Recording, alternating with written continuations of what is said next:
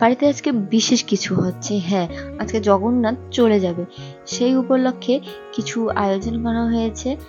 এই যে মা এদিকে পিঠা ভাজলো, আর এদিকে আমি পূজার আয়োজন করে নিলাম।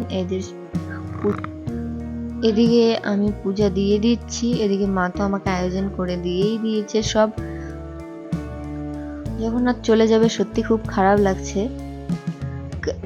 গাইস, আমরা বাঙালি, বাঙালি মানেই 12 মাসে 13 পার্বণ, তো খুবই কিন্তু মজা হয়।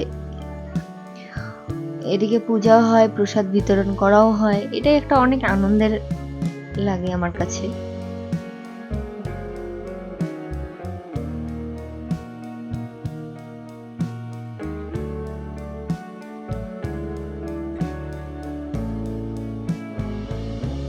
এইদিকে পূজা হয়ে যাওয়ার পর আমি আবারও ভোগ বানালাম।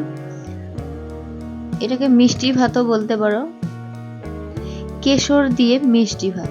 তো প্রথমে আমি ঘি দিয়ে দিলাম, তারপরে গরম মশলা দিয়ে দিলাম। গরম মশলার মধ্যে যেমনটা তেজপাতা দিয়েছি, তারপর গোলমরিচ দেইনি, লং, এলাচ আর দারচিনি।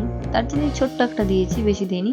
তার মধ্যে চালটা ধুয়ে দিয়ে দিলাম, দিয়ে একটু ভালো করে নেড়ে চেড়ে নিলাম। এই মিষ্টি ভাত বলতে এই মিষ্টি অন্নটা কিন্তু খুবই প্রিয় জগন্নাথের, তার জন্যই বিশেষভাবে একটু বানালাম। এখন দুধ দিয়ে দিলাম, দেওয়ার পর আবারও ভালো করে একটু নেড়ে চেড়ে নিলাম। এদিকে নারকেল কুড়োচ্ছি আমি, তার মধ্যে নারকেলটা দিলে কিন্তু খুবই টেস্টি লাগবে, তার জন্য নারকেল কুড়োচ্ছি। আর এই কুড়োনোর যেই লোহার যে জিনিসটা, এটা দিয়ে কিন্তু ভালোই কুড়োনো যায়। তো কাজের মধ্যে নিজেকে একটু দেখছি, আর এদিকে রান্নাও করছি।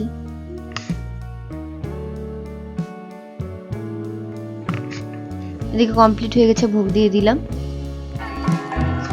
জগন্নাথ নিজের বাড়ি যাওয়ার জন্য তৈরি হয়ে গেছে এবং বেরিয়েও পড়েছে।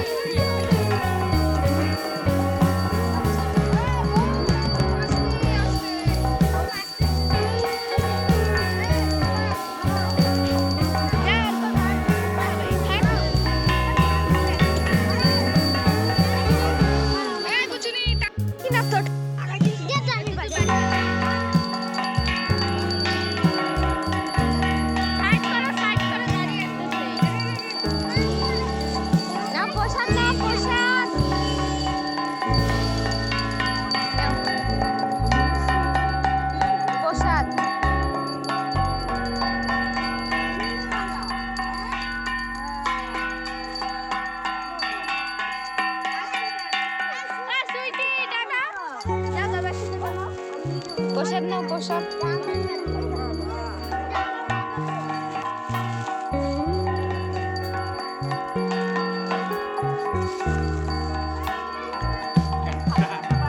তাহলে সবাইকে দিতে বাবা তাহলে।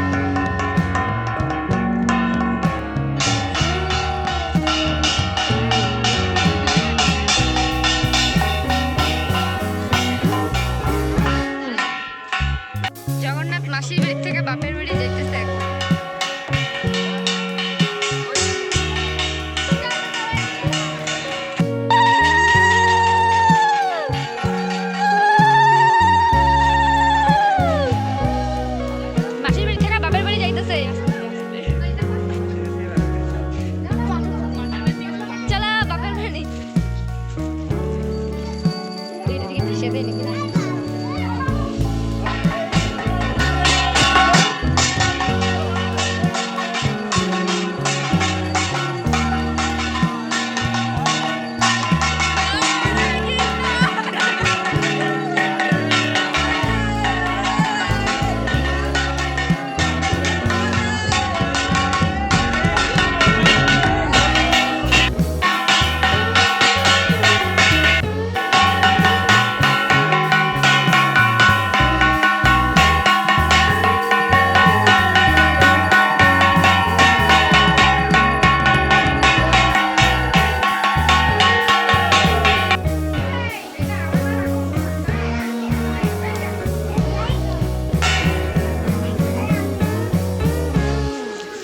এখন না, পরে পরে পরে দিও।